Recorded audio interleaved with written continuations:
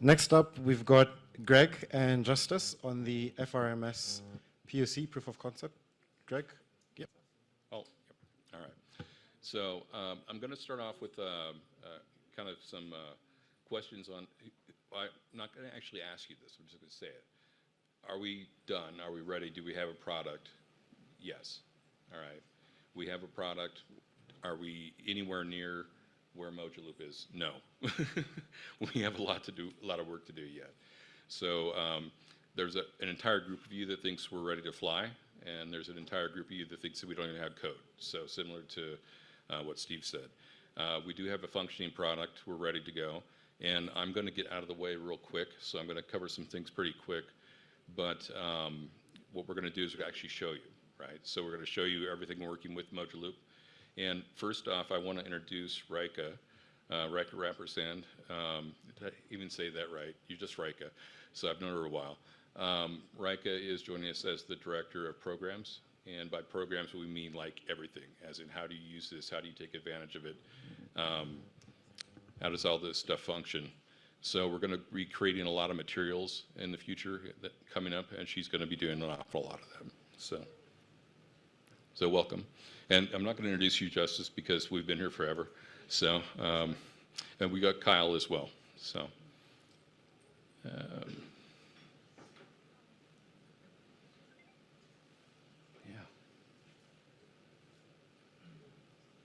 There's definitely some magic to this. So, I'll tell you a little bit about our mission. We're going to get off that real quick because this isn't about us. This is about everything that's going on and working with Mojaloop. A little bit about our work, and then I'm going to turn it over. And I'm going to find a place to sit and wait until the end. So, so hopefully I don't lose my balance here. Oh, it's up there? Yeah.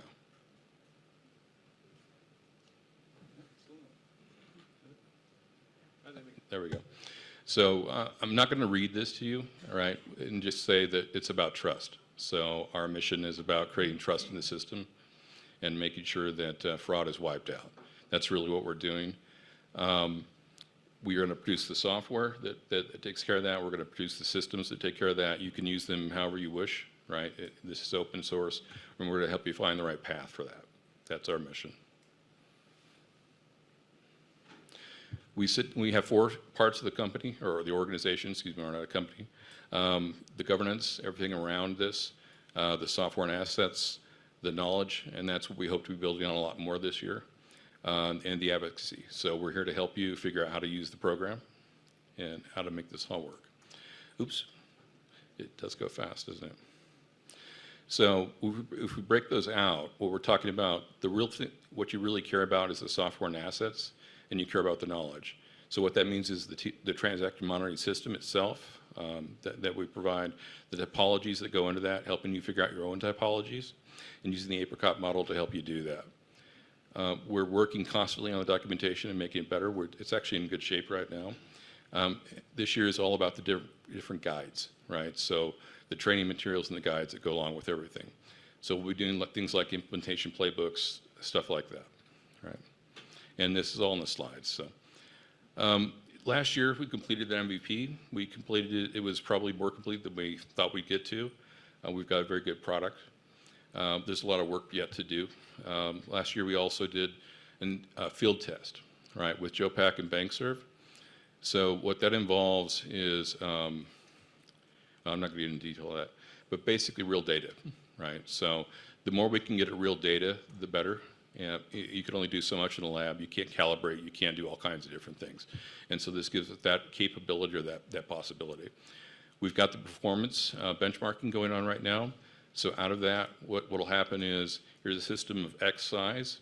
It'll get you X number of TPS, per transaction per second. So that's the goal. So how do we size this? How do we implement it? Coming up in 2023, we've got the code review. I'm sure we're going to find a lot of stuff. We've got an MVP, so it's going to be, we're bracing ourselves for ugly. So being functional versus being pretty is different, and being efficient as far as the code goes is going to be fun. We're going to embrace OSS, and by that I mean we've been open source all along, right? But we're going to actually embrace it. So we want to start building community, which obviously we've got going right now. So we're going to pull all the tools in place and all the people in place, hopefully, to get that community going.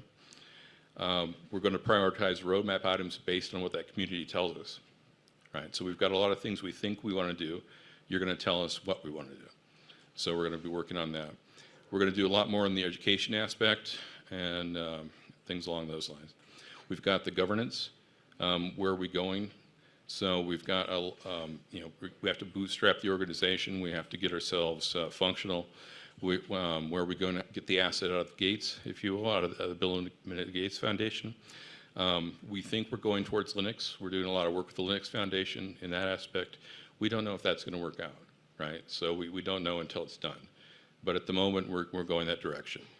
And then we've got the admin side, the operational side that hopefully we'll start engaging virtual for, which is the same thing we've got going on with Moduloop, the same folks that deal with that. And at the end of that, we'll have a launch event, and we all get to go, and then the real work starts, right? So then we go crazy. So that is basically about it, and I'm going to go straight into the demo, or I shouldn't say demo, but tell you how the product works in the demo, right?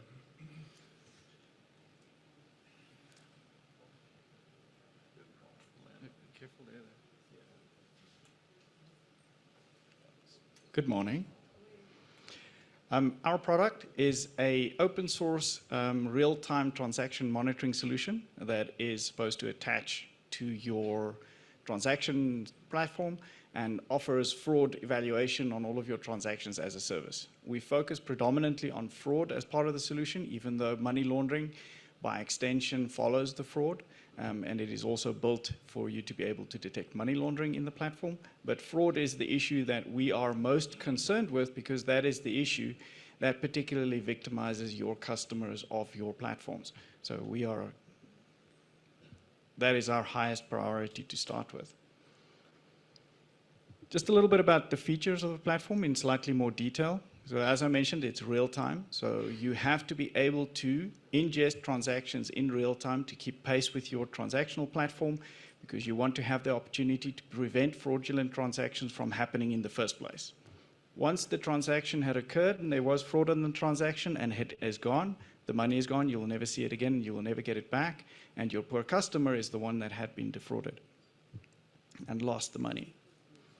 It's also important for us to be able to do that without degrading performance and then degrading your customer experience. Your customers expect a certain turnaround time in the transactions, so you want to be able to meet that obligation to them. It's rules-based, and we'll have a slide following this because the question we most often get asked when presenting the platform is where is the AI and the machine learning? Our platform is specifically designed to be rules-based. Rules provide additional transparency in interpreting the results, and also when you're explaining your results to a regulator, everything that you need to know to be able to explain why the fraud had happened, or why you had not detected the fraud, or why the transactions are in fact clean, is very clearly described in the output. So the rules assist us in being able to achieve that. It is configurable. So initially, when you build your upfront rules, the rules are pieces of code, but you don't want to constantly have to go back and go through a rules development cycle to be able to update anything. You don't want to change your time on date ranges. You don't want to change the number of transactions that you're looking at to be able to determine a result by recoding anything. So we've taken all of the configuration elements of the processors out of the element or the processor, and those are configurable external to the processor through configuration files that are hosted in the platform. And then it's API driven. So it provides fraud evaluation as a service to your platform, which means you ask it a question and then you will get a result coming back from the platform that allows you then to take an appropriate action. Very quick pause here because we do not actually do AI and machine learning. We are closer probably to what an earlier iteration of AI might be called, which is an expert system. It's a rules-based evaluation that ingests a whole number of rules and then provides an output summarized as a typology, which is a theme that describes the kind of fraud that you're seeing. But we do see room for artificial intelligence in the overall platform. So we provide a channel design that allows you to separate the evaluation into different categories, and you could easily convert one of those channels by plugging in an AI engine in there. We do expect, though, that AI engines or machine learning might not operate as quickly as the rules might, depending on how much additional or related data you are evaluating at the same time. But that is an option that you do have, and you might be able to run deeper and more complex analytics within those channels inside the platform, as long as you conform to the ingestion requirements and the exit requirements to still be able to submit your results back into your evaluation flow. Artificial intelligence or machine learning could work here. More importantly, though, we feel that calibration would be a great place for you to be able to discover rules that you didn't know you needed based on the sum of the data that you're looking at. So after the fact, on a routine basis, you could put all of your transactional information through a model.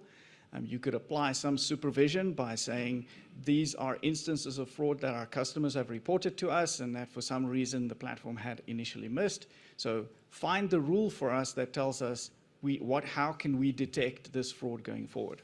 So the rules discovery, I think, would be a great use case for machine learning in the platform itself. And then also to be able to tweak the calibrations, to say where should you be changing your configurations to be able to better detect more fraud in the platform over time. The internal evaluation flow, we use what we call a forward chaining architecture. So typically a microservices architecture would be every component asking a question, getting a result, and then doing a little bit of work, and then asking another component and doing a little bit of work. So in our platform, every result of one process is passed forward to a following process, and then that process does some work with it, and then again it is passed forward, and it chains throughout the entire platform until eventually a result is delivered. We start off with, we have here a payment platform adapter typically that would allow you to convert your native transaction message formats into the platform's transaction message formats, which is, in our case, an ISO 20022 implementation. And we'll talk a little bit about the transaction messages that we are that we ingest. The API does the initial validation and ingests the messages according to their type.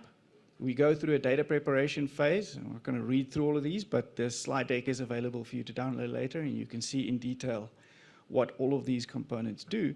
But it's a data preparation to make sure that we have properly massaged the data into the shape that we need it to be able to run our rules. The channel router and setup processor, or CRISP for short, does a triage exercise on rules and typologies based on your transaction type and maybe any additional attributes inside the transaction. So it determines which typologies would be appropriate to detect to spare us doing work that we don't need to do and saves us a little bit of system performance at this point. The rules are all executed in parallel. Every rule is run a single time, irregardless of how many typologies it actually needs to feed. And then the rules are collapsed and aggregated into a typology score that tells you how severe a particular type of fraud might be in your environment or for that specific transaction.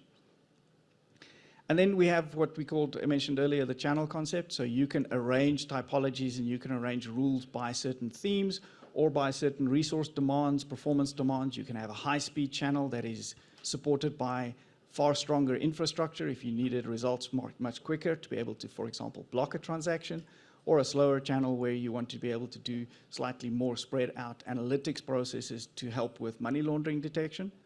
And then at the channel and aggregation and decisioning processor, those channels are then collapsed into individual channel results. And then finally, there's a transaction aggregation decisioning processor that collapses the overall evaluation result into a single result for the transaction.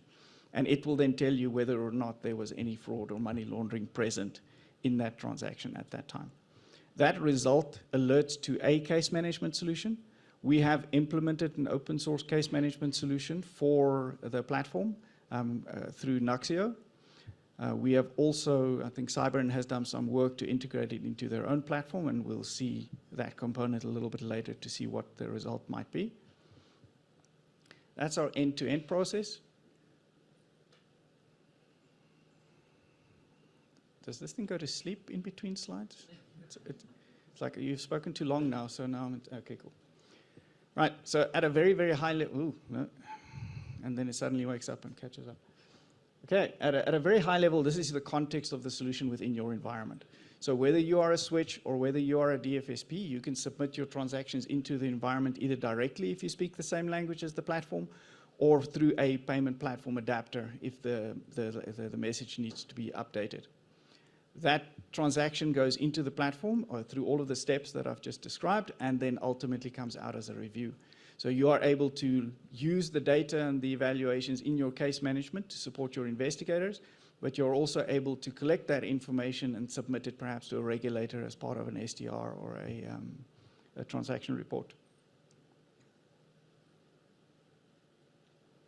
We had a presentation on Monday talking about typologies, and we thought we'll take this slide out because everybody knows this, and then we got so many questions about it we had to put it back in.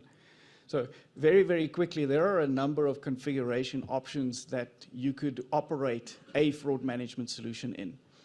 You could run it yourself and do only all of your own work, or you could run it at a switch level and you can do detection perhaps on behalf of your DFSP clients, or you can do it in addition to your DFSP clients. So some DFSPs for their internal transaction flows might still have their own financial or fraud detection tool, but they would use your fraud detection input because you have a slightly wider view of the network if you're operating as a switch.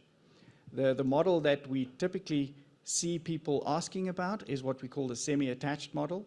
That's where the detection almost happens at an entity adjacent to both the switch and all of the DFSPs, but it takes input from anybody, whether you are part of the scheme or not. So what this would allow you to do is a DFSP that doesn't have its own fraud management solution and still uses the switch or not can send their transactions through to the platform for the evaluation to be done as part of the overall ecosystem. And then finally, the set wouldn't be complete without a managed service option, where a company could provide a full serviced fraud risk management service to a ecosystem, an entire country, a number of different companies, where they would do both detection and investigation, and then sometimes also hand off work to their client FSPs to say, well, we've done our little bit of the investigation, you need to now also do some work. So they would have to have a much wider and open case management environment for everybody to participate in.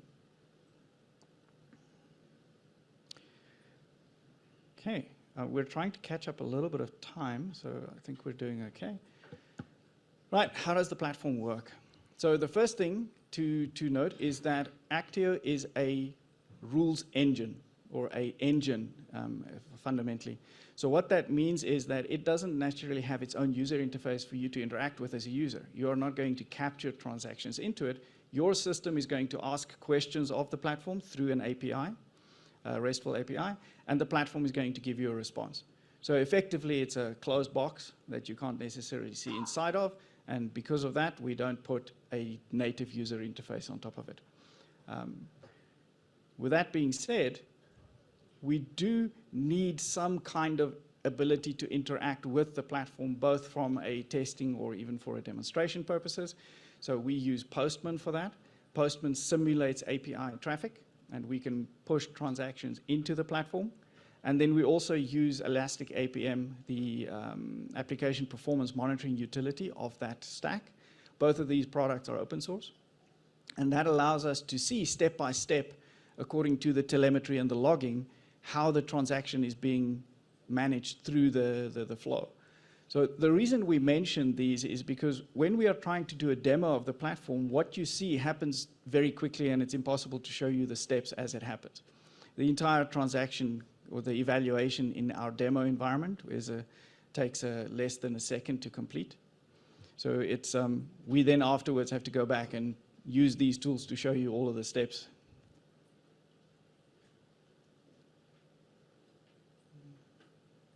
Here we go. This would be familiar to everybody in the audience. So our initial implementation for the MVP followed this two-step process from a typical modular payments flow. The quote process itself is unique to Moduloop, and it supports the level 1 principles of transparency in the transaction. And you've heard that a number of times during the convening already. So I want to pay some money, the switch or the DFSP systems would add all any fees that would be required. Sometimes you may even have to get permission from the person who is going to be receiving the money, and the person paying the money has to agree. Once they accept that the payment and the terms of the payment is fine, they will then put the transfer forward. So those two messages inside the platform translate to, on the quote side, a pane 001 message and a pane 013 message as the response. And then on the transfer side, I'm just a little bit too quick. And on the transfer side, we translate those into PAC 008 and PAC 002 messages. So again, the pane 001 and pane 013 messages, that's work that Michael and his team is working on with the ISO organization to formalize a little bit better for an instant payments environment.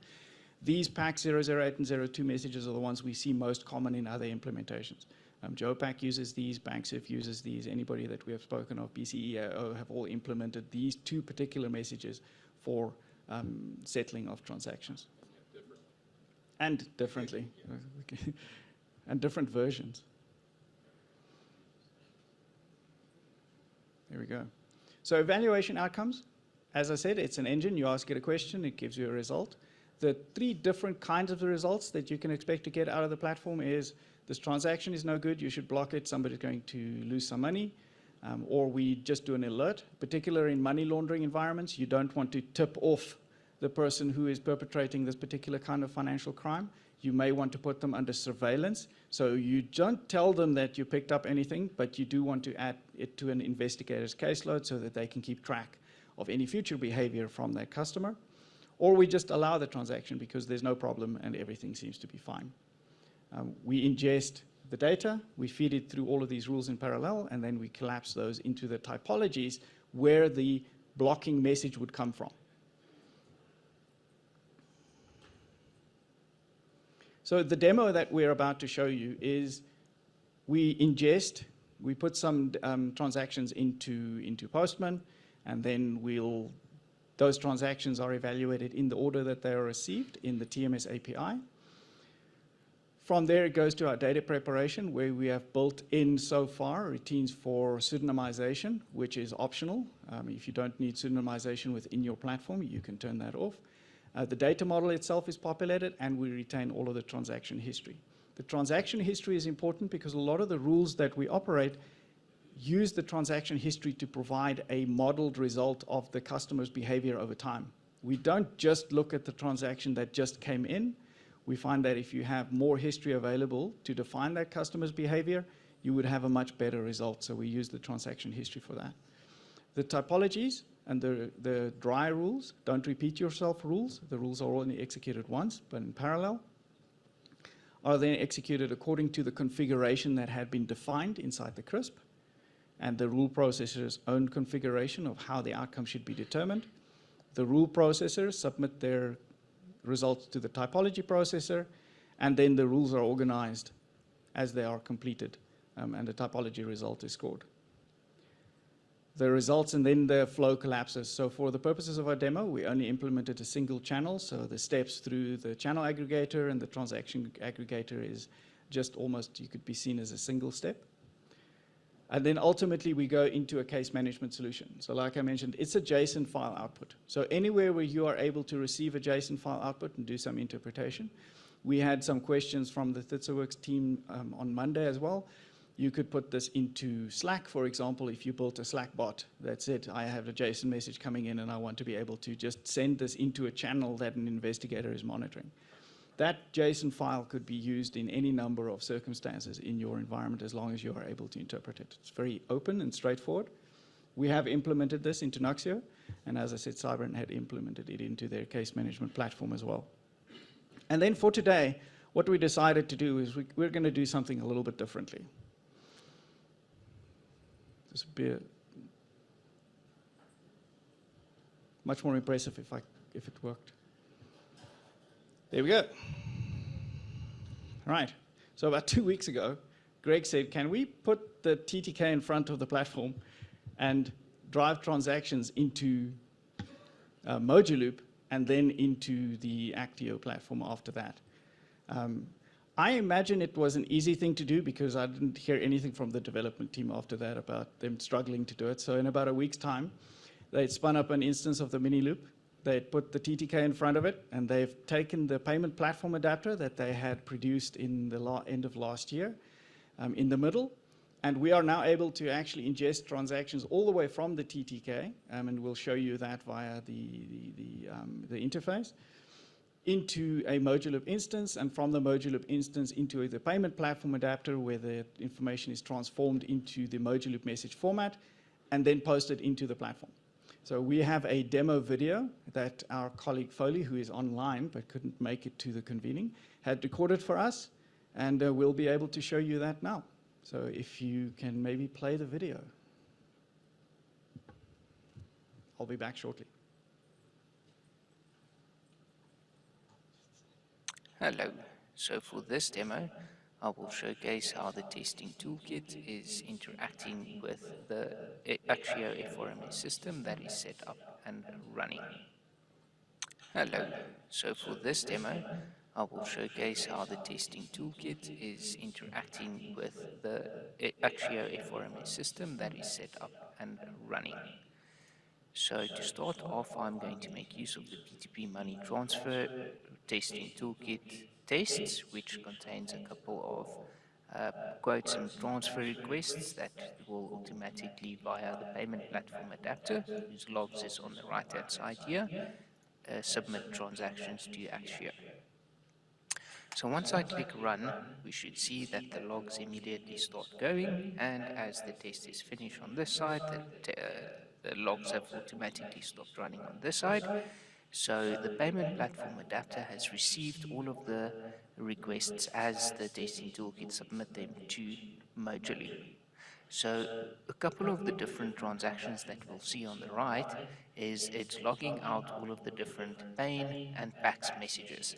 So for Mojaloop, it has 4 different Mojaloop messages that start with the pain 001, which we'll see on this side over here, and that pain 001 is equivalent to the Mojaloop quote message. So once this quote message has been submitted from TTK to Mojaloop, Mojaloop is populating the Kafka topics, and as soon as one of those Kafka topics is populated with, for example, a quote, the payment platform adapter would automatically receive an event that will take that same Mojaloop quote message and convert it to its equivalent ISO formatted message. As soon as the quote message is sent, it will then go through to the transaction monitoring service of ACTIO. ACTIO will then validate that this message is a valid ISO message. All the valid and required fields are actually populated and has valid values, and then it will pass the request off to data preparation. For data preparation, to see what data preparation is doing, we can go take a look at the application performance monitoring of the FRMS system. So if we go to data prep and we go to the message that was populated, we will see that what data prep is actually doing under the hood is it's doing some pseudonymization. After it's done pseudonymization, it saves the transaction history to our database. It will then also do some entity resolution. So it takes the personal identifiable information from the customers, the debtors and the creditors, and change them to so that that information is not actually in the transaction before it goes through the rest of the system. It will also populate the transaction relationships. So this is populating the graphs that some of the rule processors use later on. And then it will send the request off to the channel router and setup processor. This is the scenario for the pain01 message or the Mojaloop quote message. Once the CRISP receives this message, I will go over to APM from the channel router and setup processor's perspective. And what we'll see what it will do for this message over here is that it doesn't do very much. It goes to ArangoDB to get the latest network map, and then after it's done that, it doesn't do anything else. So why is that? If we go over to the logs of this transaction, we'll see that it populates here with an interesting message saying that no corresponding message is found in the network map. That is because ACTIO is set up in such a way to not process any of the pane 01, pane 013, or the PAXO 8 messages through the rules engine. It will only wait for the PAXO 2, which is the final message that actually says a transaction has actually happened. And when that happens, it will actually then go through the rest of the system. So to go back to the testing toolkit, what we'll see is once these transfer messages happened, I'll just scroll through the logs real quick to show that that was the pane 001 message. Here's the sample pane 013 as the PPA has converted it from the mode loop message with our testing toolkit information inside. And after the pane 013, the PAX 888 message, which is the transfer message. And after the transfer message, finally, so all three of these will behave very similarly in ACTIO. But then the fourth message, the fourth and final, PAX 002 or transfer reply, once this message comes through to ACTIO, what we'll see is actually happening is I'll go back to the channel router and setup processor, and then I'll go to one of the PAX 02 messages that has gone through the system. And if we go from the channel router, we'll see that there is a bunch more requests that has actually originated from the channel router, as the channel router has now initiated the request to all of the different rule processes. I'm just going to make the screen a bit bigger. So all of the rule processes, after they've been executed, will then eventually route to the rest of the processes. So to see a bit more detail in the breakdown below, we'll see a nice waterfall where all of the different colors is the different rules that have been executed. And after the rules have been executed, we'll go into detail for one of the rule processes. So this one will actually go to ArangaDB to get its configuration. After it gets its configuration, this one does a pseudonym lookup for the data and the creditor to get that information. It checks the transaction history, and then it has all the information this rule process requires to get to an outcome. After it gets to an outcome, it sends its request off to the typology processor. Typology processor in pink here accepts the request, and once it accepts the request, it waits for all the rule processes to finish. Once all the rule processes has finished, we'll see that it fetches the typology expression from the database. So all these previous rule processes have already finished, so once this one actually comes, it realizes it is now done, and it can now evaluate this typology. So after it fetches the topology expression, it then fetches the additional configuration it requires, and then it evaluates the topology expression. So it basically takes all of the rule processes, and based on the outcome and the sub-rule ref of that rule processor, it will compare that to what the topology expression says that what it should be doing, since this topology expression is fully configurable, and then it will assign a numeric value to each of the outcomes of the different rule processes.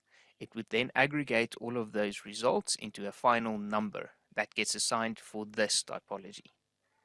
Once it's done with that, it would then send its request off to the CAD-PROC. The CAD-PROC, or channel aggregation and decision processor, will just aggregate all of the different typology results, which is happening at this point over here. And then the channel aggregator will then send its request off to the transaction aggregator. Again, the transaction aggregator will wait for all of the channels to finish. Once it realizes that all the channels are done, it will then determine if any of the typologies or channels have been marked as fraud.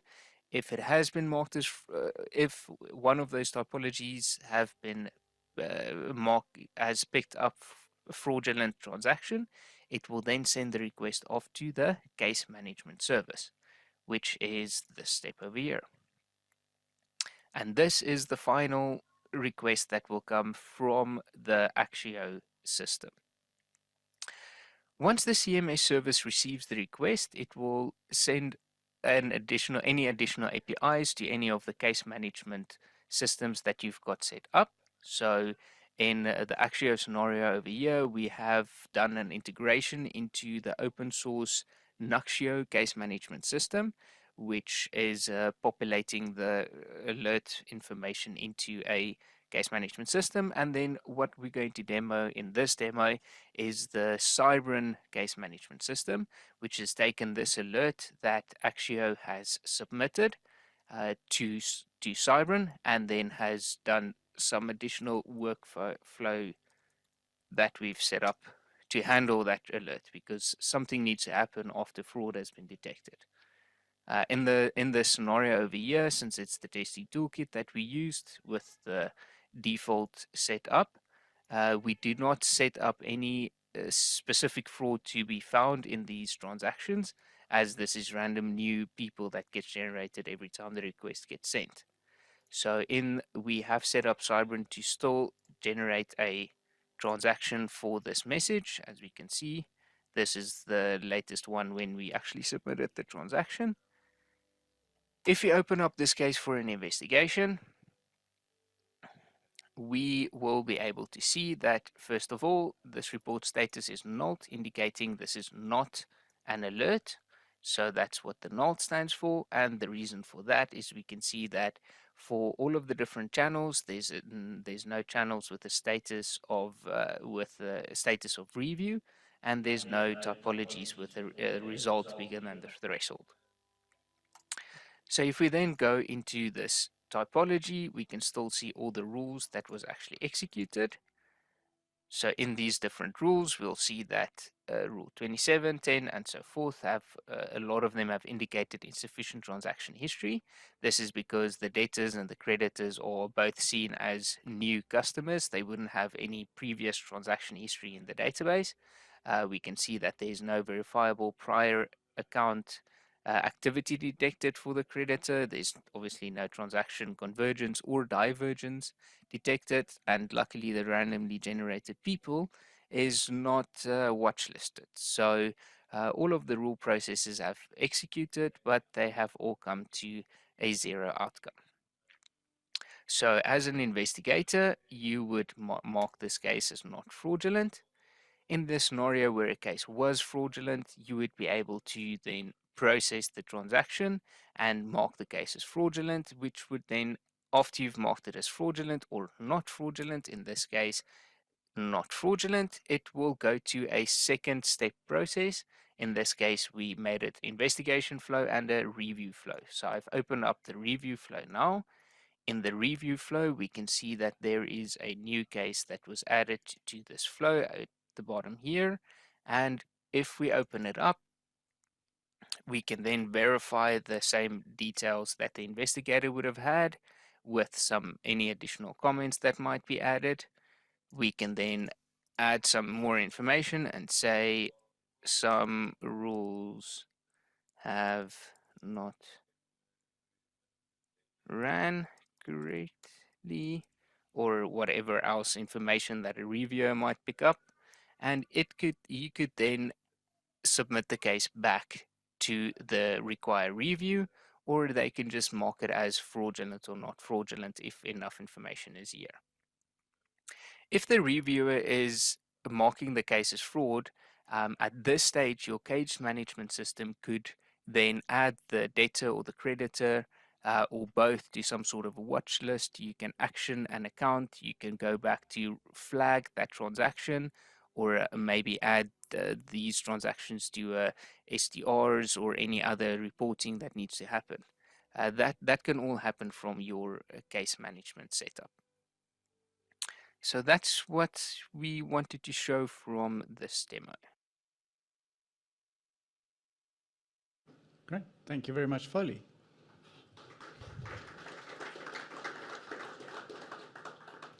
We are not quite done with the presentation, so bear with me. We are trying to catch up a little bit of time, but I think we're almost there. We're about 3 slides away. There we go. Inside ACTIO, we had pre-configured the platform out of an upfront list of about 272 that we had built up over the last 3 years in working with the community. Some of those were added by Sudhir. The original list was created by the Deloitte on behalf of the Bill and Melinda Gates Foundation. Out of those, we took 30 typologies and we pre-configured and loaded those into ACTIO. We developed 35 rules in order to assist the platform in detecting those particular typologies. And some of the example typologies that you can see here, the one that Foley demoed was our typology 28, which is authorized push payments fraud, a particularly hot topic at the moment. Estimates are that push payments fraud in particular would double in volume and value by 2026. So it is escalating significantly, and it's something that we believe would impact people everywhere, and something that the system needs to take care of as a priority. We also look at the AML typologies, placement, layering. We also look at account muling. So account muling is very often a component of both fraud and money laundering. It plays an important role in the dissemination of funds. And then disproportionate transaction volumes and values also supports both money laundering and fraud typologies or fraud behavior. And aggregation and mirroring, which is often also found inside the evaluation of any other typology because it's such a strong indicator of suspicious behavior, is also a typology on its own.